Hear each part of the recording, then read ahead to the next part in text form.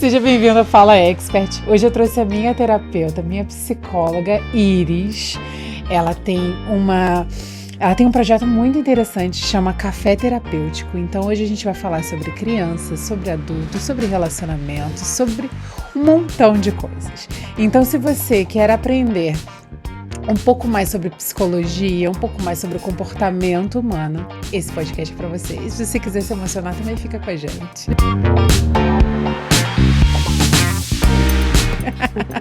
Iris, muito obrigada. É um prazer e uma honra te receber. Te conhecer pessoalmente. Ai, não fala assim, não.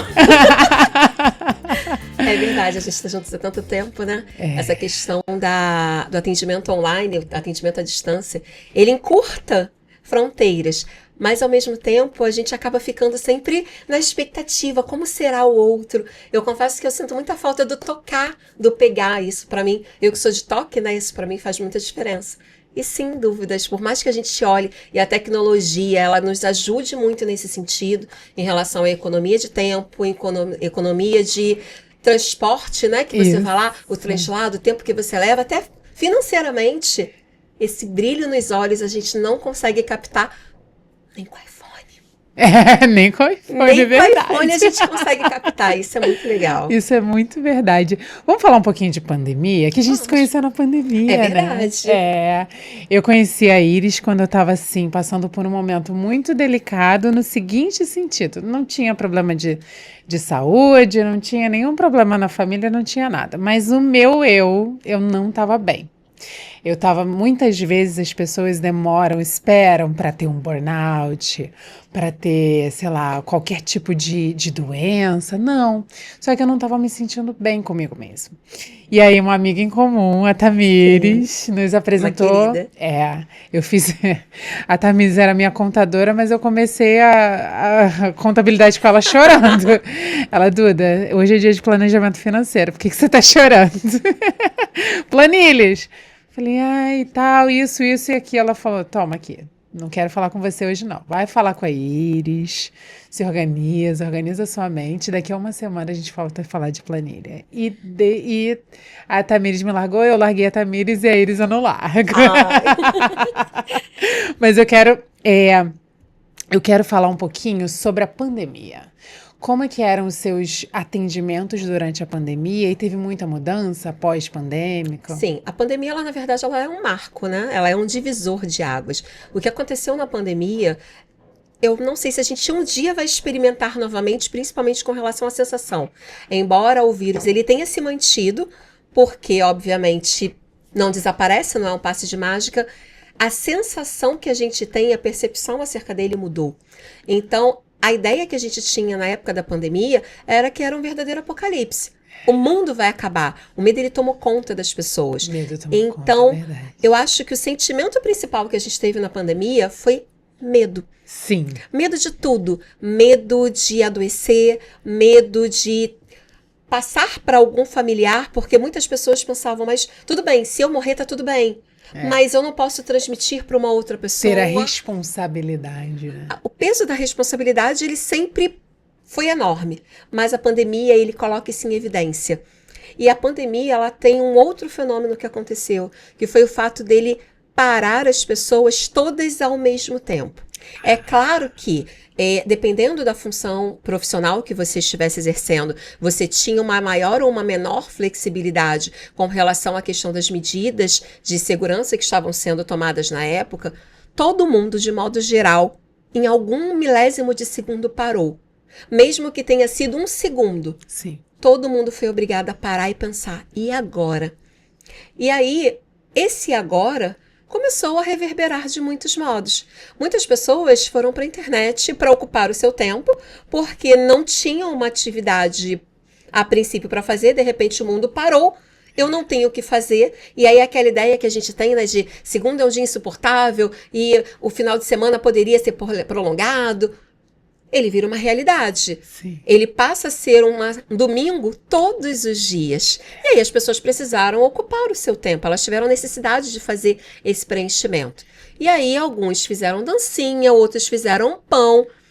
E outros semi-enlouqueceram. Ah. Por quê? Aquilo que antes era de ouvir falar, passou a ser sentido.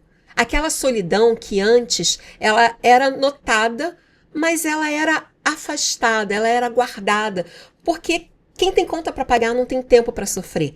Essa é a máxima. Eu já ouvi de uma paciente falando, eu sou empreendedora, eu não tenho tempo para chorar. Enquanto desce uma lágrima, eu tô batendo bolo. Sim. E aquela fala não era algo isolado dessa paciente especificamente. Não. Era algo que era generalizado. A gente passou a ter que olhar aquilo que até então era escondido, era jogado para baixo do tapete. Não à toa, segundo pesquisas, foi um período de grande índice de divórcios. Os divórcios, eles aumentaram de forma absurda, porque até então, os casais, eles tinham uma vida ali conjugal, mas existia uma divisão de tempo, existia uma ramificação de interesses, existia aquela ideia de, eu não quero te ver hoje. E eu saio, aí eu volto depois, eu vou jogar bola. Existia a própria rede de apoio ali, ó, vamos conversar, vamos bater um papo, a gente sai com os amigos para beber, vou pro shopping. A válvula de escape, ela foi retirada. E aí, a partir de agora... durante o Não expediente. A partir de agora, tudo é feito nesse espaço confinado. Então, essa ideia que era linda e sonhada por todo mundo de home office, não é tão linda assim. A gente percebe que existe um glamour em torno da ideia que, se não acompanhado de uma disciplina muito rígida, ele se torna enlouquecedor. Porque antes eu tinha um período específico na minha jornada de trabalho, que podia ser de 8 horas, poderia ser de 12, mas tinha um fim. O home office, ele traz uma fluidez em que eu não sei quando eu começo, eu não sei quando eu termino. Eu começo, por exemplo, vestida de pijama da cintura para baixo. Sim, William Bonner. Só que eu tenho uma criança que está aqui de baixo puxando. Mãe, tô com fome. Mas eu tenho um gestor da minha frente numa reunião. Tem um cachorro latindo, eu tenho o vizinho uma obra, fazendo obra. Porque como as pessoas passaram a ficar mais tempo dentro de casa, também foi um outro fenômeno que aconteceu durante a pandemia. As pessoas começaram a arrumar a casa. E aí é legal que a gente fala muito sobre crise. Depende do setor. Existiram setores que, de fato, vieram à falência, mas existiram outros que faturaram absurdamente, como é o caso das empresas de decoração, de educação, as empresas de educação. Cada um foi se ajustando.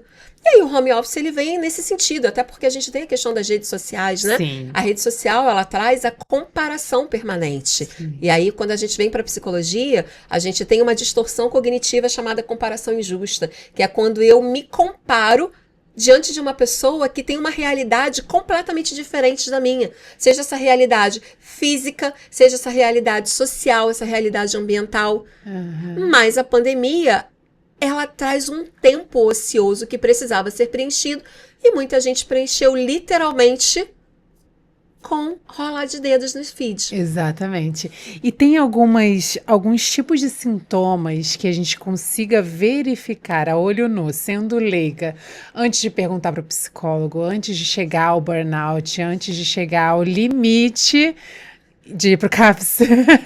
Então, a primeira questão que a gente fala sobre ansiedade, né, é muito natural. As pessoas, porque eu quero deixar de ser ansioso. Não pode.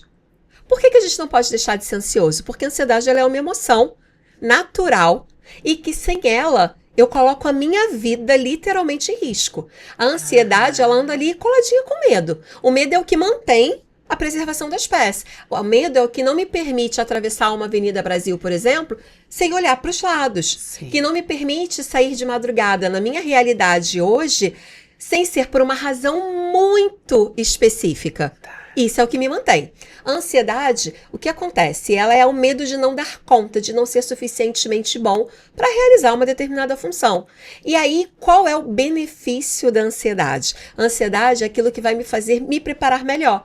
Se eu tenho uma prova, eu vou estudar para a prova, eu vou dormir cedo no dia anterior, eu vou chegar ali uns minutinhos antes para eu poder verificar a minha cadeira, eu vou verificar o material escolar. Agora, quando a ansiedade, ela me torna incapacitante, quando ela limita, é quando eu tenho que começar a ligar o meu sinalzinho de amarelo. Aí eu vou lá olhar o semáforo. Peraí, eu não vou por isso, e aí eu vou numa vez, eu dou a segunda vez, Na terceira, a gente precisa realmente verificar o que está me impedindo. Porque o que configura um transtorno de modo geral, é aquilo que impede ou dificulta o manejo de situações que seriam cotidianas. Então, se eu preciso me deslocar, vamos supor que eu more no Catete e eu tenho que trabalhar ali em Copacabana. Se eu não estou conseguindo fazer esse percurso, tem alguma coisa que está errada. Entendi. Isso é que configura um transtorno de ansiedade. O transtorno de ansiedade, ele não é configurado de se eu tenho medo, por exemplo, de dar uma corrida no aterro do Flamengo às 9 horas da noite. Se sabidamente, por números, eu sei que não é a atividade mais indicada. Não é mesmo. Então, o que vai configurar se está na hora de eu procurar um profissional ou não, é o nível de impedimento que aquilo ali está me causando, o nível de sofrimento. O transtorno, ele é caracterizado principalmente por sofrimento. Por sofrimento. Sofrimento. Aquilo me gera sofrimento. E você acha que as pessoas também ficaram com mais problemas de comida, mais transtornos Sim, por compras? compulsão de modo geral. É porque o que acontece é que cada um tem um buraquinho emocional que tende a ser preenchido. E aí, quando a gente vai para terapia, a gente aprende a fazer isso de forma funcional. Sim. Mas quando a gente não conhece, a gente não sabe sequer identificar aquela falta, até porque o senso comum diz que você não pode demonstrar vulnerabilidade, porque todos nós somos empoderados, todos nós nascemos para brilhar, e todos nós temos que brilhar no tempo previamente estipulado, como se fosse uma linha do tempo ali definida. É assim que funciona. A cobrança do mundo é assim. Então, quando você deixa de atender a uma determinada expectativa, é natural que exista uma falta. E aí essa falta ela é preenchida de diversas formas. Algumas pessoas preenchem com relacionamentos sexuais não saudáveis, outras preenchem com comida, drogas, né? Com drogas. E aí drogas eu posso colocar lícitas ou ilícitas. Uhum. A gente tende a falar sobre a droga apenas como aquilo que não é legalmente autorizado. Mas a gente tem também o álcool, a gente tem a nicotina, a gente tem o cigarro eletrônico hoje, que sabidamente faz mais mal do que o cigarro tradicional. A gente tem a própria comida. A questão da comida ela é ainda mais séria, porque a gente hoje tem não seria uma pandemia, mas a gente tem algo que nunca aconteceu antes, que é o número de pessoas obesas. A obesidade, ela tornou números que são desproporcionais, inclusive entre as crianças. Sério? Eu não sei se você sabe, foi feita uma pesquisa há pouquíssimos dias e divulgado na grande mídia, falando sobre a quantidade de crianças com diabetes 2. O que é diabetes tipo 2? Para quem não conhece, é a diabetes adquirida. A diabetes tipo 1 é aquela que é genética. Uhum. A tipo 2, ela é adquirida por conta dos seus maus hábitos, sejam alimentares e físicos. Por quê? Porque as crianças hoje, elas não se exercitam mais. Porque elas não têm mais estrutura física, inclusive. Dos anos 70 para cá, a gente perdeu mais de 90% de espaço físico para a prática de atividades. Hoje não existe mais árvore, não existe mais quintal. Os prédios são levantados e aí com eles alguns têm players e outros não. Mas mesmo aqueles que têm, não necessariamente a criança vai ter acesso por conta do horário de trabalho dos pais. Sim. Então a criança, hoje ela fica o tempo todo em tela. Então a gente tem o fenômeno de que a criança está cada vez o pensamento mais acelerado. Uhum. Por quê? Ali, o nível de dopamina que está sendo liberado, ele é correspondente e proporcional a todos os outros hormônios, porque ela está ali agitadíssima, ela está ali o tempo todo. É como se fosse uma bomba que ela está recebendo. Sim. E aí ela não levanta mais para nada. Ela, no máximo, ela vai à geladeira. E a geladeira, ela é composta de alimentos hipercalóricos. Sim. É chambinho, é chocolate, é Nutella, é ultraprocessados. Sempre ultraprocessados. São alimentos que são de rápido preparo. E que trazem uma felicidade instantânea. Exatamente. Né? E aí você falou da pandemia, qual a relação? Muitas empresas, mesmo pós-pandemia, mantiveram home office. Sim. Então a mãe, ela continua ali dentro. Só que ela não necessariamente ela tem uma rede de apoio que a permita ter ali alguém para tomar conta da criança. Então, o que é feito? ela tem que ter alimentos de rápido acesso, porque ela está em horário de trabalho. Ela está em casa, mas ela não está disponível. Sim. Então, os alimentos, eles, cada vez que passam, eles têm mais permissão para estarem dentro de casa. Sim. E falando em criança, eu quero saber sobre o café terapêutico, que eu já vi que você criou um espaço em que você cuida das crianças e das mães Sim. ao mesmo tempo, né? Conta pra mim como é que esse sonho começou. Esse sonho começou muito lá atrás, muito antes dele sequer existir, né? Na verdade, eu sou formada há quase 20 anos. Uau. E desde então, Com essa eu cutis, nem trabalho... parece. Pois é, né? A gente tenta. E aí, desde então, a gente tem pensado, né, sobre possibilidades de trabalhos que fossem diferentes. Eu digo a gente porque o meu marido é muito parceiro nesse sentido. Eu sempre comentava com ele sobre algumas dificuldades que eu tinha em relação aos locais que eu prestava atendimento.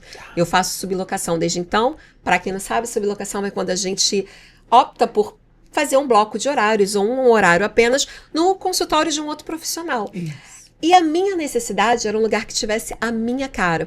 Eu sentia muita falta disso. Eu queria muito local que não tivesse essa ideia, esse ar de clínica, doença, né? de clínica. Que geralmente quando é sublocado é assim, é tudo branquinho, é Sim, tudo padronizado. Até porque normalmente é uma clínica que funciona para várias especialidades de saúde. Então existe um padrão. Eu tinha falta de cor. Eu sou muito colorida, eu sou muito vibrante. Eu brinco que essa história da palheta, pra mim, coitada, eu assassino ela todo dia. Porque pra mim a vida ela é feita de cores. Sim. E eu sentia falta de eu ter um lugar que eu pudesse ser eu. Que eu não precisasse necessariamente, porque não se trata só de um pack com recursos. Eu queria que todo espaço pudesse ser explorável. Inclusive porque as crianças, elas são assim como os adultos. Elas são imprevisíveis. Eu posso programar e planejar todo um trabalho terapêutico hoje e dependendo do seu dia, você vai mudar a minha sessão inteira. A diferença é que a Duda, enquanto adulta, ela consegue verbalizar o que ela sente. E a criança não. Então a criança eu posso ter uma gama de materiais ali que eu até posso fazer uma mudança ou outra, uma alteração, mas que eu não tenho a mesma riqueza de resultados se eu tivesse um outro espaço. E aí nasce o café terapêutico, a ideia de que eu tinha que cuidar de forma integrada. Porque aí o que acontece? Eu percebia, principalmente por conta das mães de crianças atípicas, eu comecei a notar o quanto elas envelheciam. Eu tenho contato com uma pessoa que eu gosto muito, que é muito próxima, e a história de vida dela me comove muito, num determinado sentido, porque ela era uma mulher muito bonita. Muito, muito bonita mesmo. E aí, quando eu falo muito bonita, é porque ela é muito bonita acima da média. Ela ganhava todos esses concursos de beleza e tudo mais. E hoje ela é uma mulher muito comum. E quando eu falo muito comum, não tem nenhum juízo de valor ou demérito, mas no sentido de a regressão que houve, a idade dela. Quando você a olha hoje, dificilmente você daria a mesma idade equivalente a ela. E aí, conversando e tudo mais, você vai vendo a história. Ela tem um filho que tem TEA, nível 2 de suporte, já liberando nível 2, nível 3. O espectro de autismo. Sim, né? ele tem espectro de autismo. Embora seja verbalizado, ele tem muitas questões. E aí, por conta da idade dele, já é um homem, né? Ele é um rapaz, já é adulto. E aí, por conta da falta de conhecimento e de recursos financeiros na época, ele não teve a estimulação que poderia. Sendo que, com isso, ela perdeu qualidade de vida. E tem uma fala que ela traz de forma muito recorrente, é que eu não posso morrer. E aquilo apertou meu coração, porque eu vi o quanto ela perdeu vida estando viva. Sim. E aí o que eu via? Não dá tempo de eu fazer um cabelo, porque ou eu faço cabelo ou eu levo pra terapia. Ah, não dá tempo de eu fazer uma unha, porque ou eu faço a unha ou eu tô aqui. E foi quando eu percebi que a gente tinha que mudar isso. A ideia de mudar o mundo, pra mim, ela é real. Por mais que muita gente diga que eu sou louca e que eu sou uma visionária e nananã, eu sempre fui assim. Eu sempre acreditei que a gente pode sim mudar o mundo, nem que seja de um alguém.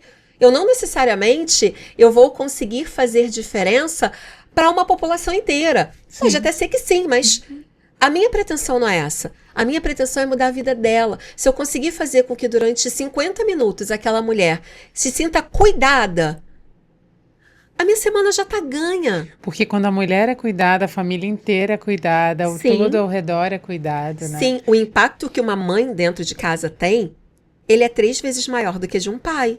Tanto que existe aquele xingamento filho da mãe. O filho é da mãe. Com poucas exceções, é claro que a gente sabe que tem pais que são incríveis. Sim, Mas, de modo geral, a atribuição é da mãe. sim. O homem, ele precisa fazer muito pouco para ser um excelente pai.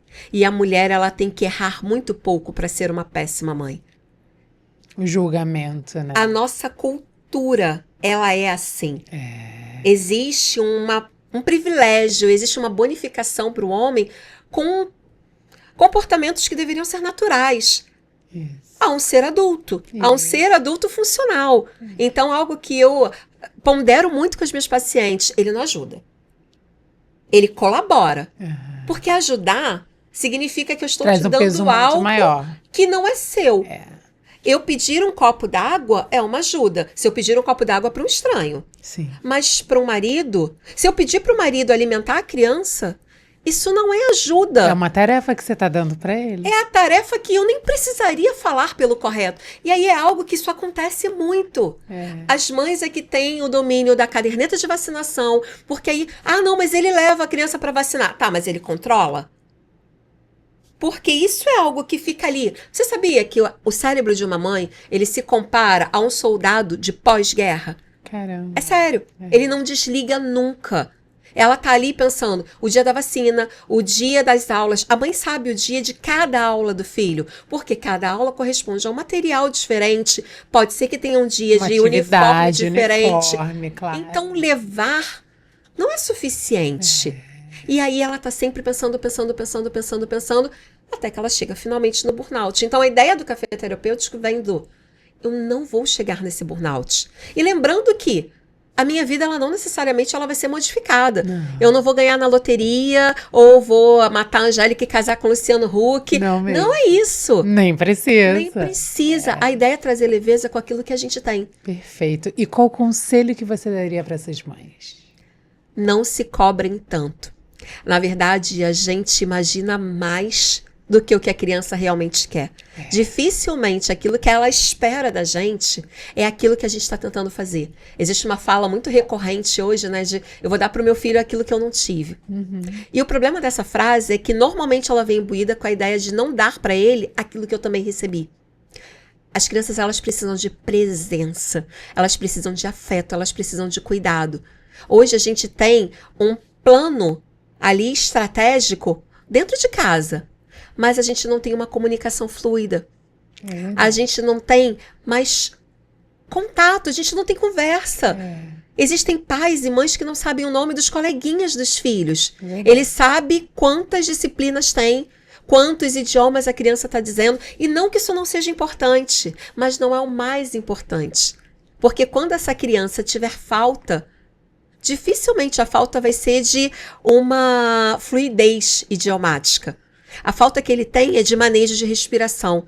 E isso normalmente está associado, entre outras coisas, à insegurança, à falta de percepção de amor. Um pai que sai todo dia para trabalhar muito cedo e chega muito tarde, dificilmente ele terá recurso emocional para brincar com aquela criança. É verdade. Embora eu entenda perfeitamente que ele esteja se motivando pelo que ele acha que seja a necessidade da criança. Mas usa o final de semana para compensar, né? A gente tem final de semana, a gente tem um dia, 15 minutos, é tempo de qualidade, não é quantidade. E a gente tem, logicamente, o espaço do brincar, que serve aí pra gente estar fazendo, né, esse jogo, né? Esse meio campo. A ideia do projeto, né, do espaço do brincar é justamente a gente estar desenvolvendo uma criança enquanto ela está brincando. Porque é no lúdico que ela aprende. É isso. Amei, Iris, amei. Agora eu quero que você deixe as suas redes sociais. Minhas redes sociais são @café terapêutico. Dá uma olhada lá no Instagram, a gente está ali trabalhando, mostrando todo dia alguma coisinha. Atende a todo o Brasil, ao mundo, né? Online. Online. Ao Brasil, ao mundo. E presencial, a gente está aqui em Vila Valqueire. Quem não conhece a Zona Oeste, super fácil o acesso, Super fácil de carro, fácil de ônibus. Só não tem metrô por enquanto, mas se o Dudu Paz estiver ouvindo, por favor, estamos aí na expectativa de um metrô. Mas brincadeiras à parte, assim, o acesso é muito fácil. Transolímpica, a gente tem ali a estação de trem no bairro do lado. Ótimo, perfeito, obrigada. Beijo. E a gente volta com Fala Expert na próxima semana.